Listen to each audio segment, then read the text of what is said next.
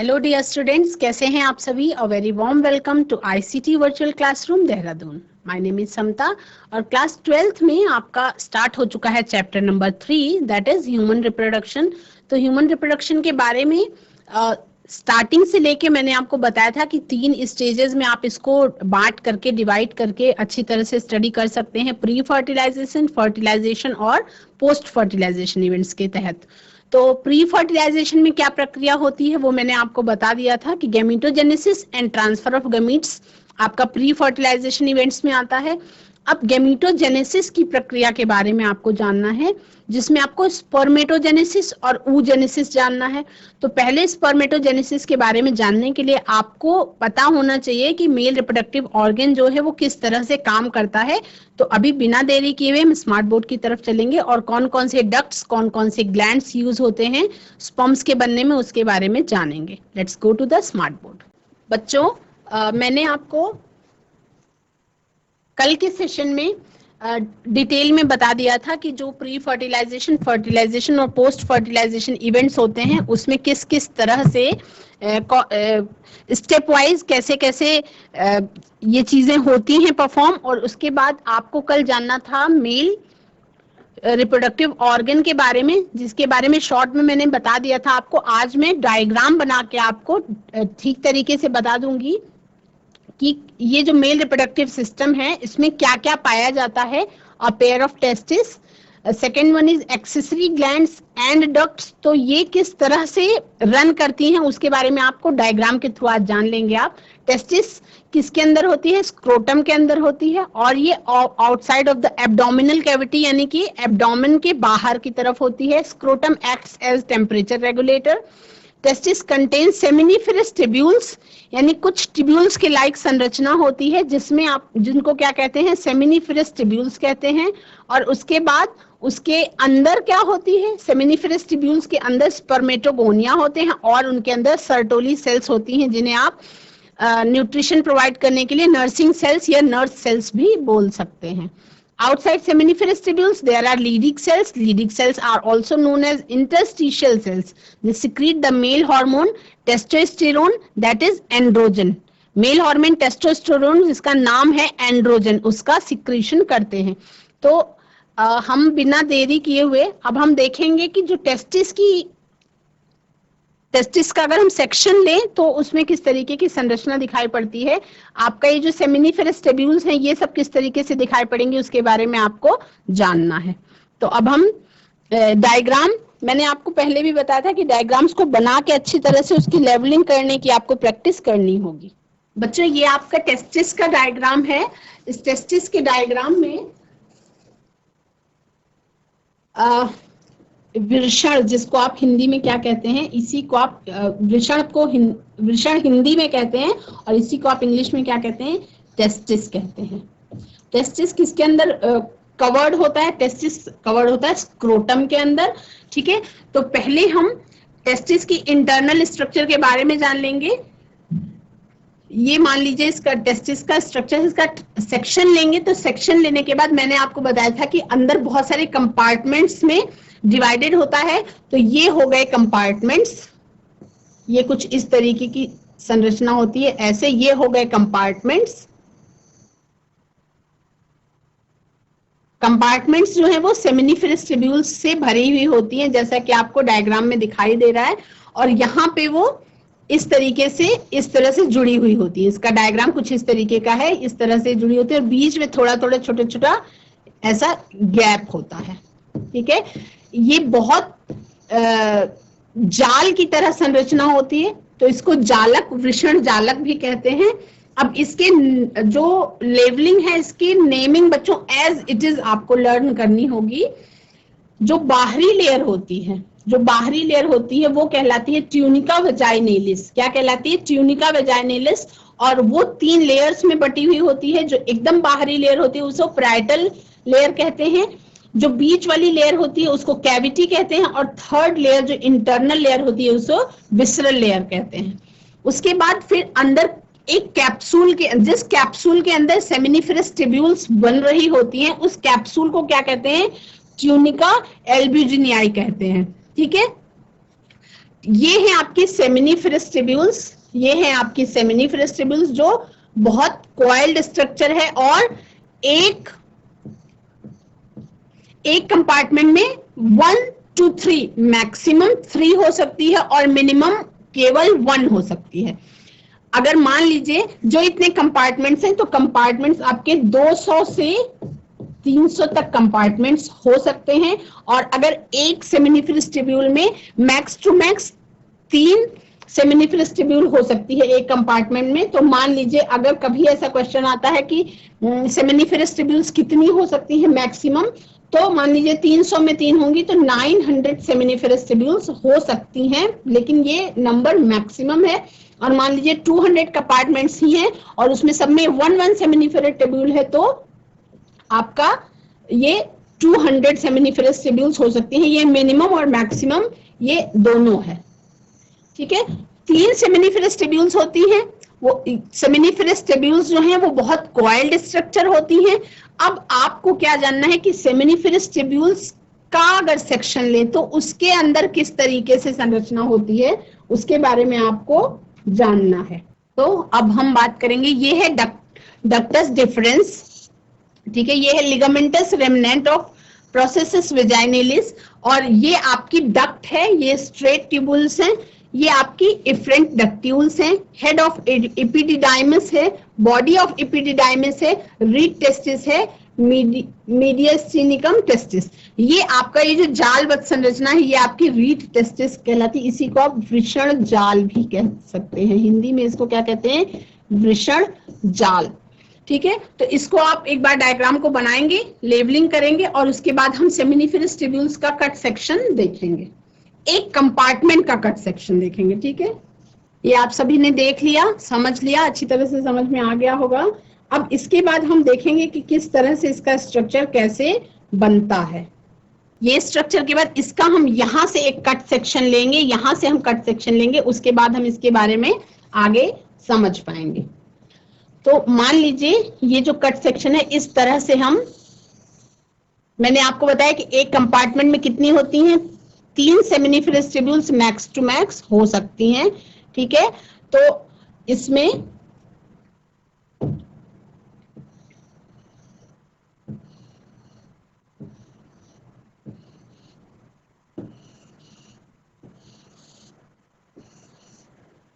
ये एक ट्यूब्यूल के अंदर की संरचना है। ये एक कंपार्टमेंट में अगर 3 सेमिनिफेरस ट्यूब्यूल्स हैं तो ये उसके अंदर की संरचना है, उसके बारे में हम जानेंगे।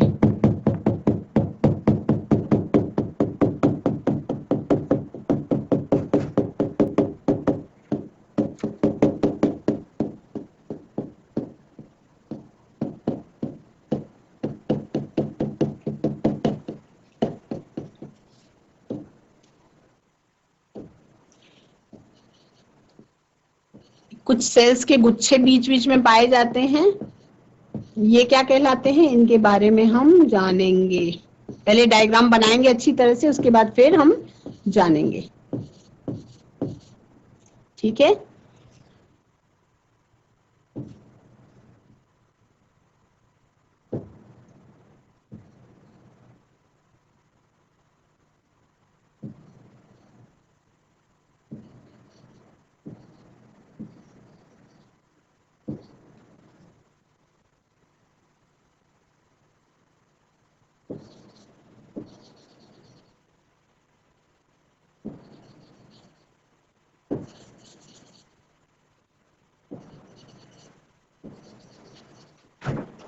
कुछ इस तरीके की संरचना है। अगर उसका हम सेक्शन लेते हैं, किसका, एक सिंगल टेस्टिस के एक सिंगल कंपार्टमेंट का सेक्शन लेते हैं, सेक्शन ऑफ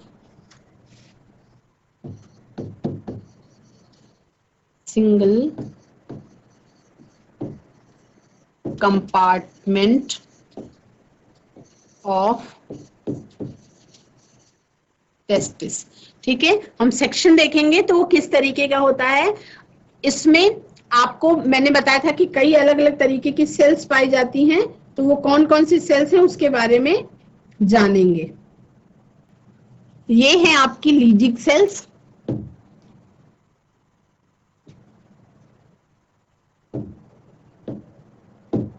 ये कौन सी है? ये है आपकी लीडिंग सेल्स, लीडिंग सेल्स जिन्हें आप क्या कहते हैं? और इंटरस्टिशियल सेल्स कहते हैं, इंटरस्टिशियल सेल्स क्या है? इंटरस्टिशियल सेल्स हैं। और ये है आपकी सर्टोली सेल्स, जिन्हें आप क्या कह सकते हैं? नर्स सेल्स भी कह सकते हैं, क्योंकि ये किस चीज का काम करती हैं? ये उसको न्यूट्रिशन देने का काम करती हैं, तो इन्हें आप नर्स सेल्स भी कह सकते हैं। ठीक है, ये क्या करती हैं? न्यूट्रिशन देने का काम करती हैं। और ये है जर्म सेल्स। ये कौन सी सेल्स हैं? ये है जर्म सेल्स, जिनसे क्या बनेंगे? बाद में स्पर्म्स बनेंगे। ठीक है, ये कनेक्टिव टिश्यू से आपस में जुड़े हुए होते हैं, कनेक्टिव टिश्यू से जुड़े हुए होते हैं आपस में। तो लीडिंग सेल्स जो हैं, जिनको आप इंटरस्टिशियल सेल्स कहते हैं, इन्हीं से कौन सा हार्मोन बनता है बच्चों? इन्हीं से बनता है एंड्रोजन नाम का हार्मोन, जो आपका मेल हार्मोन है, टेस्टोस्टेरोन। इन्हीं से कौन सा सिक्रीशन होता है? कौन से हार्मोन का सिक्रीशन होता है? इनसे सिक्रीशन होता है टेस्टोस्टेरोन का, जो है आपका मेल हार्मोन, मेल हार्मोन। और इसको आप क्या कहते हैं? एंड्रोजन। ठीक, इतना क्लियर है? अच्छी तरह से समझ में आ गया है इतना? ठीक है, तो ये है आपका सेक्शन टेस्टिस का। टेस्टिस में कौन कौन सी क्या क्या पाया जा रहा है? ठीक है, ये है आपकी सेमिनिफेरस ट्यूब्यूल। ये जो एक है, ये आपकी क्या है? ये सेमिनिफेरस ट्यूब्यूल है। Seminiferous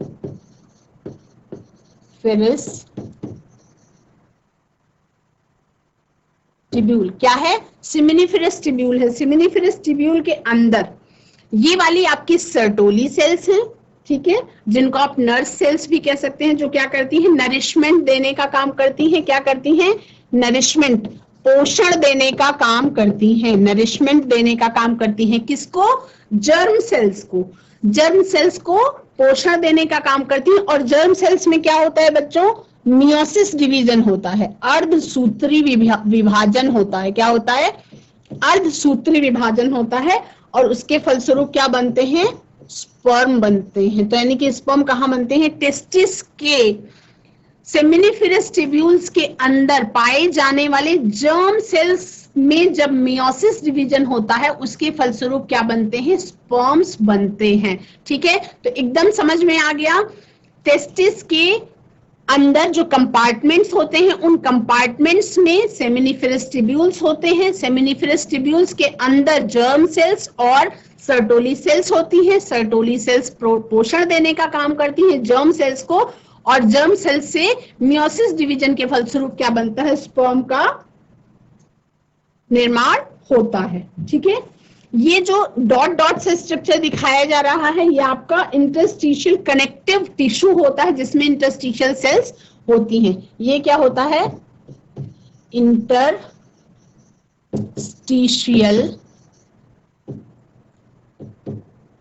connective tissue, connective tissue. ठीक, तो ये डायग्राम समझ में आ गया? ये डायग्राम किस तरीके का? ये है आपका section of testis, section of testis, उसके एक कंपार्टमेंट का।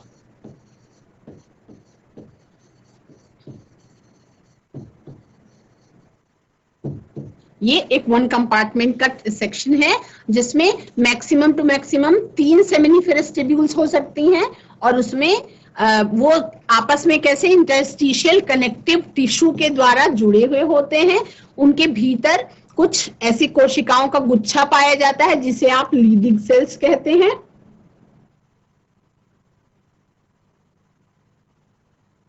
और इन्हीं को आप इंटरस्टिशियल सेल्स भी कह सकते हैं। ठीक है,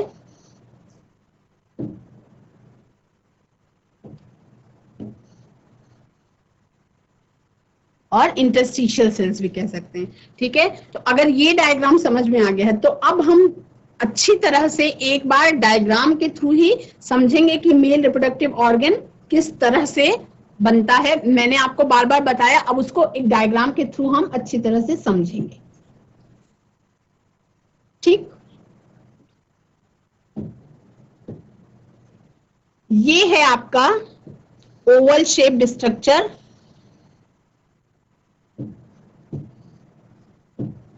ये है आपका ओवल शेप्ड स्ट्रक्चर, टेस्टिस। ठीक है, कवर्ड है एक थैलीनुमा संरचना में, कवर्ड है एक थैलीनुमा संरचना में। तो जिसके अंदर टेस्टिस मौजूद होता है, ये बाहर वाला, ये थैली क्या कहलाती है? स्क्रोटम। क्या कहलाती है? स्क्रोटम। ठीक है, तो इसके अंदर क्या है? इसके अंदर ये है, साथ साथ हम लेबलिंग करते चलेंगे ताकि आपको लर्न हो जाएगा। इसके अंदर क्या है?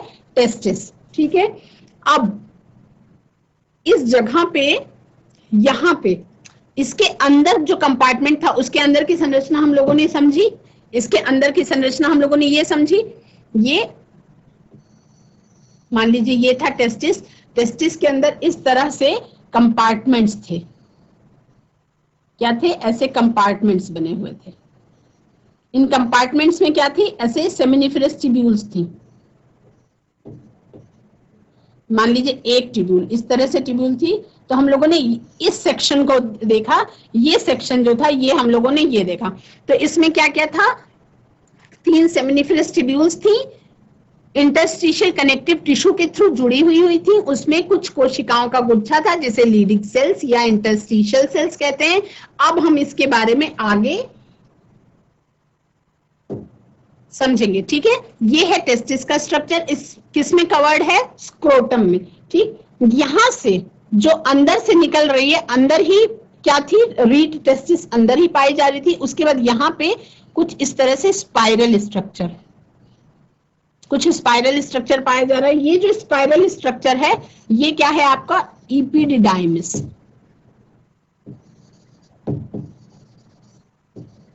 ये क्या है? इपिडिडाइमिस। ठीक है, अब ये इपिडिडाइमिस पीछे की तरफ से ऊपर को निकलेगा। ये यहां से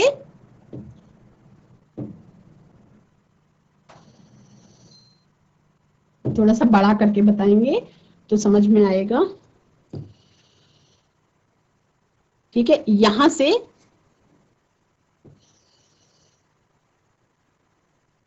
ये है इपिडिडाइमिस। ठीक है, यहां से ये फिर एक ट्यूब के लायक स्ट्रक्चर निकलेगी और ये ऊपर को जाएगा। ठीक, ये स्क्रोटम है, जो बाहर वाला पार्ट थैली है ये है स्क्रोटम। यहां से एक नलिका के जैसी संरचना निकलेगी। क्या? एक नलिका के जैसी संरचना निकलेगी। ये जो नलिका के जैसी संरचना है ये ऊपर को जाएगी, तब ये डक्ट कहलाएगी वास डिफरेंस। ये डक्ट क्या कहलाएगी? Vas deferens. ठीक है, इसके बाद यहां पे यूरिनरी ब्लैडर के ऊंचाई तक पहुंचने के बाद ये क्या है? ये है यूरिनरी ब्लैडर।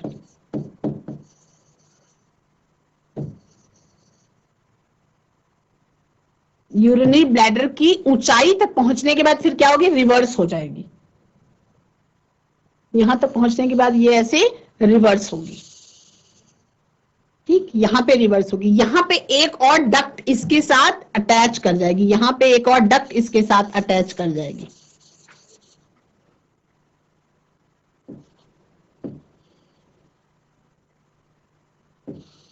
ठीक, ये डक्ट इसमें अटैच कर जाएगी। अब